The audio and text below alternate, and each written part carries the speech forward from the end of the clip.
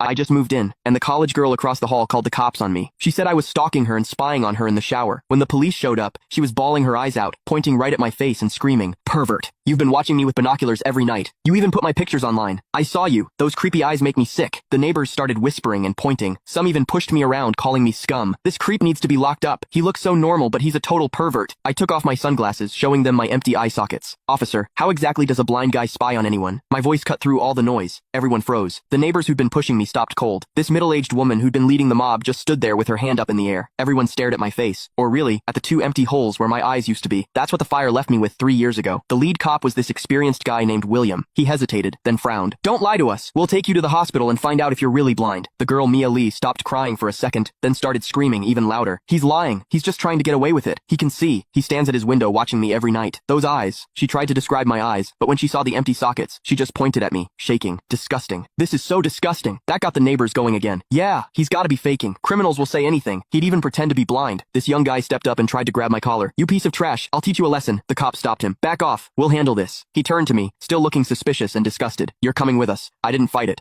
I just held out my hands. Cold handcuffs clicked around my wrists. 2 younger cops led me to the elevator. Behind me, Mia's crying mixed with everyone cursing at me. "Scum. Get out of our building. Hope you rot in jail." I could see how righteous they all felt. I could hear how much they enjoyed tearing me down. The elevator doors closed, cutting off the noise. One of the young cops couldn't help asking quietly, "Are you really blind?" I just smiled a little and didn't answer. The other cop patted his shoulder, telling him to shut up, but I knew what they were thinking. They'd already decided that crying college girl was telling the truth. Makes sense, right? On one side, you've got a young, pretty, crying student. On the other, some sketchy guy living alone, wearing sunglasses. Pretty obvious who's the victim and who's the creep. What they didn't know was this. Sometimes what you see with your eyes is the biggest lie. And I, a blind man, had seen something none of them had. Like when Mia accused me, her heartbeat was totally steady. No real emotion at all. The interrogation room had harsh fluorescent lights and smelled like mildew. I sat on a cold metal chair. Across from me were William and some female officer taking notes. Name, Lucas. Age, 28. Job, unemployed. William slammed his pen on the table. "Lucas, you better come clean. We've got witnesses and evidence. How long do you think you can keep lying?" I turned toward him. "What witnesses? What evidence?" "The witness is Mia, and the evidence." William paused, realizing he didn't actually have any. "We're still looking for it."